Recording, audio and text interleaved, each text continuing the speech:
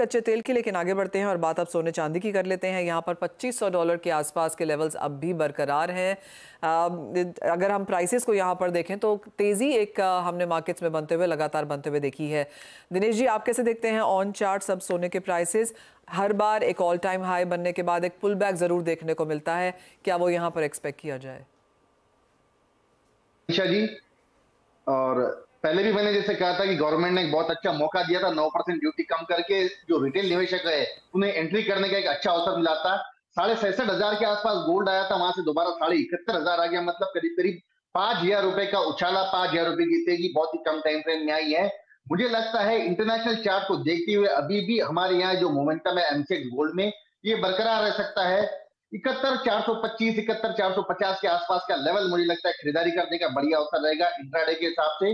मुझे आज शाम तक या कल प्रोबेबली 71,940 के लेवल्स ऊपर नजर आते हैं, और 71,230 का इसमें मुझे लगता है कि स्टॉप लॉस मेंटेन करके चलना चाहिए।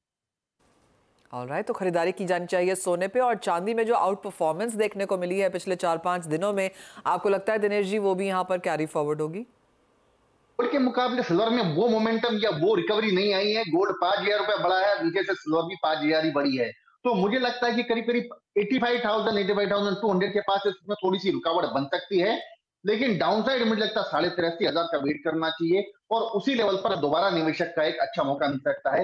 हाल फिलहाल ये मिड रेंज है, यहाँ पर कुछ नया करने जैसा नजर नहीं आता मुझे सिल्वर की हद तक।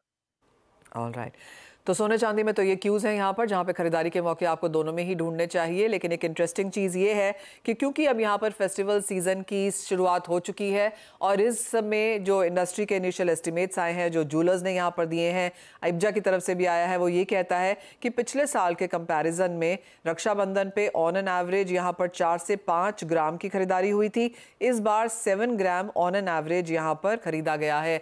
आशीष पेटे जी, आप कैसे देखते हैं, आपके लिए रक्षाबंधन कैसा रहा?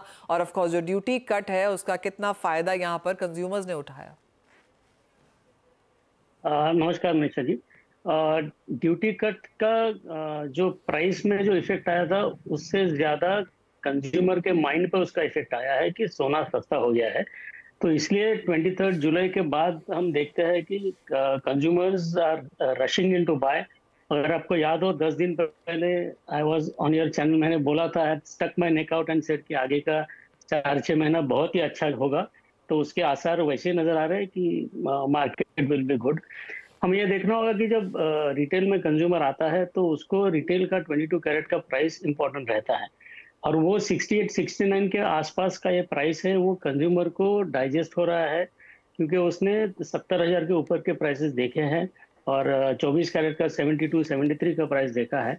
तो उनको ये लगता है कि ये जो करेक्शन आया है that is a good time to invest. और मैं ये देख रहा हूँ कि आगे का वेडिंग परचेज भी कई लोगों ने प्रीपोन कर लिया है, और पिछले 3-4 महीने में जो मार्केट स्लो था, जो लोगों ने डिफर किया था परचेजेस की, एक बार प्राइस थोड़ा नीचे आएगा तो हम खरीदारी करेंगे।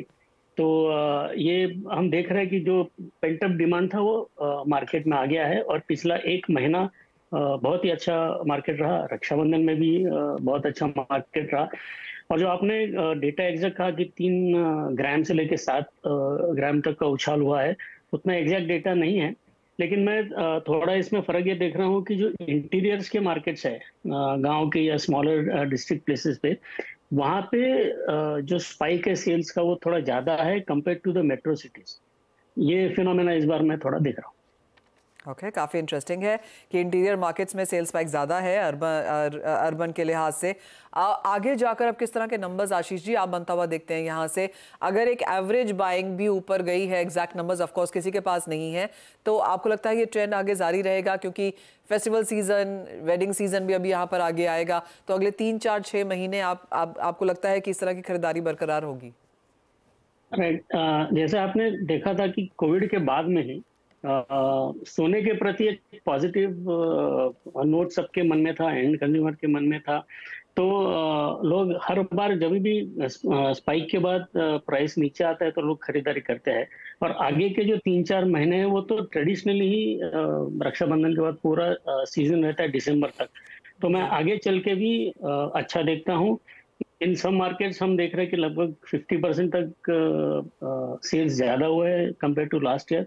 बट एवरेज अगर देखा जाए तो लगभग 30% तक इंक्रीज हुआ है sales in last 1 month compare to last year. Alright, Ashish ji आपके क्या सेंस है यहाँ पर प्राइसेस को लेकर? अब क्योंकि दिनेश जी तो कह रहे हैं कि यहाँ से खरीदारी की जानी चाहिए, प्राइसेस और ऊपर जाएंगे। ऑफ कोर्स जो डाइवर्जेंस है इंडियन मार्केट्स में as compare to international markets, वो 9% ड्यूटी कट की वजह से है, इसलिए अंतर्राष्ट्रीय बाजारों में हम ऑल टाइम हाइस पे हैं लेकिन इंडियन मार्केट्स में नहीं। आपको भी लगता है as an industry stakeholder कि यहाँ से प्राइसेस ऊपर हैं? यस, जैसे मैंने लास्ट टाइम कहा था कि सोने की इंडियन प्राइसेस में बाकी सारे फैक्टर्स या गोल्ड के प्राइस में जो इंटरनेशनली सारे फैक्टर्स है वो सेम है, ओनली इंपोर्ट ड्यूटी कम हुई थी, इसलिए करेक्शन हमने इंडियन मार्केट्स में देखा था। और there is a strong chance कि ये हफ्ते में जो जैक्सन होल का जो उनका स्पीच आएगा फेड चेयरमैन का, उसमें शायद 50 बेसिस पॉइंट कट कर अगर वो बात करते हैं तो बहुत और ज़्यादा सोना भाग सकता है। मेरे हिसाब से 25 बेसिस पॉइंट ऑलरेडी फैक्टर्ड इन है।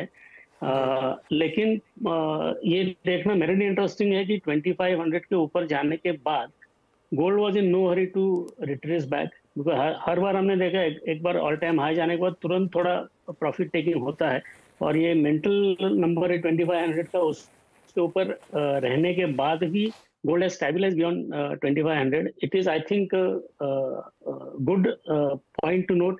यहाँ स्टेबलाइज होके यहाँ से आगे की छलांग सोना लगा सकता है, तो आगे चल के मैं ये तेजी बरकरार रखता हूँ, लेकिन अगर बहुत ज्यादा तेजी आएगी तो रिटेल में उसका इफेक्ट हो सकता है। जी हाँ, there is always a pro and con, वो इंडियन मार्केट्स ऑफ कोर्स उसके ऊपर नजर यहाँ पर रखेंगे भी। बहुत शुक्रिया आशीष जी एज ऑलवेज साथ जोड़ने के लिए और बहुत विस्तार से हमें समझाने के लिए भी। दिनेश जी